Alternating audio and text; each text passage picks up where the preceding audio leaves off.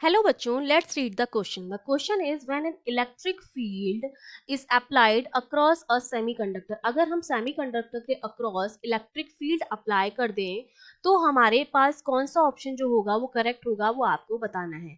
तो जब हम सेमीकंडक्टर की बात करते हैं तो सेमीकंडक्टर में हमें पता है एटम जो होते हैं वो एक कोवेलेंट बॉन्ड से जुड़े हुए रहते हैं। और क्या होता है, हमारे पास दो तरह के बैंड होते हैं, एक तो हमारे पास होता है बैलेंस बैंड और एक हमारे पास होता है कंडक्शन बैंड। ठीक है, और दोनों के बीच की जो एनर्जी गैप होता है उसको हम बोलते हैं बैंड गैप। ठीक है, बैंड गैप बोलते हैं हम। ठीक है, जिसको हम Eg से रिप्रेजेंट करते हैं। जब हम टेम्परेचर इंक्रीज करते हैं तो क्या होता है, बैलेंस बैंड में जो इलेक्ट्रॉन होते हैं वो उस एनर्जी को गेन करके कहाँ चले जाते हैं, कंडक्शन बैंड में चले जाते हैं। तो कंडक्शन बैंड में तो क्या हो जाते हैं, फ्री इलेक्ट्रॉन्स हो जाते हैं जो कि नेगेटिवली चार्ज होते हैं। और जो गैप एक वैकेंसी बन जाती इलेक्ट्रॉन के जाने की वजह से उसको हम कहते हैं होल। ये हमारे होल हो गए जो कि क्या होते हैं, पॉजिटिवली चार्ज होते हैं। ठीक है, तो कंडक्शन बैंड में हमारे हो गए इलेक्ट्रॉन जो कि नेगेटिवली चार्ज हैं और बैलेंस बॉन्ड में हो गए हमारे पास होल जो कि पॉजिटिवली चार्ज होते हैं। ठीक है, अब हमें पता है कि हमारा जो कंडक्शन बैंड होता है वो तो क्या होता है, हायर एनर्जी लेवल होता है। ठीक है, हायर एनर्जी लेवल इसलिए ऊपर है, और ये जो मेरा होता है वो होता है लोअर एनर्जी लेवल। ठीक है, अब हमें पता है कि जब हम क्या कर रहे हैं, और ये इलेक्ट्रॉन जो होते हैं इन कंडक्शन बैंड में वो प्रोड्यूस करते हैं इलेक्ट्रिक करंट भी, क्योंकि इलेक्ट्रॉन के मूवमेंट की वजह से क्या होती है, इलेक्ट्रिक करंट जो होती है जनरेट रहती है। ये जो इलेक्ट्रॉन्स रहते हैं वो कंडक्शन बैंड में रहते हैं और होल जो होते हैं वो इस बैलेंस बैंड में रहते हैं, और ये इलेक्ट्रॉन जो होते हैं वो जिम्मेदार होते हैं फॉर इलेक्ट्रिक करंट। अब जब हमने इलेक्ट्रिक फील्ड अप्लाई किया, इलेक्ट्रिक फील्ड जो कि ई है वो हमने जब अप्लाई किया, तो हमको पता है कि जो इलेक्ट्रॉन होते हैं वो नेगेटिवली चार्ज होते हैं, तो वो अपोज करते हैं इस इलेक्ट्रिक फील्ड का।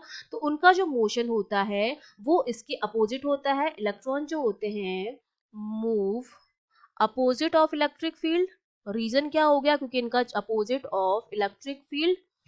और जो होल्स होते हैं वो हमारे पॉजिटिव चार्ज होते हैं, तो वो जो होते हैं वो इलेक्ट्रिक फील्ड की डायरेक्शन में मूव करते हैं, मूव इन द डायरेक्शन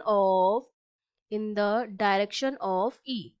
ठीक है, इलेक्ट्रॉन जो होते हैं वो मूव करते हैं अपोजिट डायरेक्शन में इलेक्ट्रिक फील्ड की, और होल जो है वो मूव करते हैं इलेक्ट्रिक फील्ड की डायरेक्शन में, क्योंकि होल जो होते हैं वो पॉजिटिवली चार्ज होते हैं और जो इलेक्ट्रॉन होते हैं वो क्या होते हैं, नेगेटिवली चार्ज होते हैं।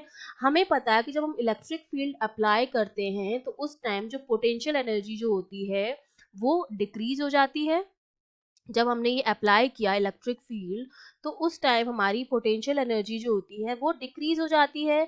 तो जो इलेक्ट्रॉन्स होते हैं वो तो हमारे मूव करते हैं लोअर एनर्जी लेवल से हायर एनर्जी लेवल की तरफ कंडक्शन बैंड में। ठीक है, हमारे जो इलेक्ट्रॉन होते हैं वो मूव करते हैं लो से हाई की तरफ। ठीक है, lower energy level to higher energy level conduction band में। और जो हमारे होल होते हैं वो मूव करते हैं हायर एनर्जी लेवल से लो एनर्जी लेवल में इन बैलेंस बॉन्ड। जिस भी बैंड में वो रहते हैं उसी बैंड में वो मूव करते हैं, लेकिन डिपेंड करता है उनका मूवमेंट इलेक्ट्रिक फील्ड की डायरेक्शन पर। इलेक्ट्रॉन मूव करेंगे इलेक्ट्रिक फील्ड की अपोजिट डायरेक्शन में एंड होल मूव करेंगे इलेक्ट्रिक फील्ड की डायरेक्शन में। और इलेक्ट्रिक फील्ड जब हम अप्लाई करते हैं तो पोटेंशियल एनर्जी जो होती है वो डिक्रीज होती है। तो इलेक्ट्रॉन जो मूव करेंगे वो तो लोअर एनर्जी से हायर एनर्जी की तरफ मूव करेंगे, और होल जो होंगे वो हाई से लो की तरफ मूव करेंगे। तो ए ऑप्शन हमको बोल रखा है electrons move from lower energy level to higher energy level, बिल्कुल करेक्ट है। इन द कंडक्शन बैंड, बिल्कुल करेक्ट ऑप्शन है। बी में हमको दे रखा है move from higher energy level, तो ये ऑप्शन तो गलत हो गया। C option is holes in the valence band move from higher energy level to lower, तो ये भी बिल्कुल करेक्ट हो जाएगा। और डी ऑप्शन जो है उसका अपोजिट है, तो ये क्या हो जाएगा, इनकरेक्ट हो जाएगा। So we have two correct option, that is A and C. Okay, I hope you understood well. All the best.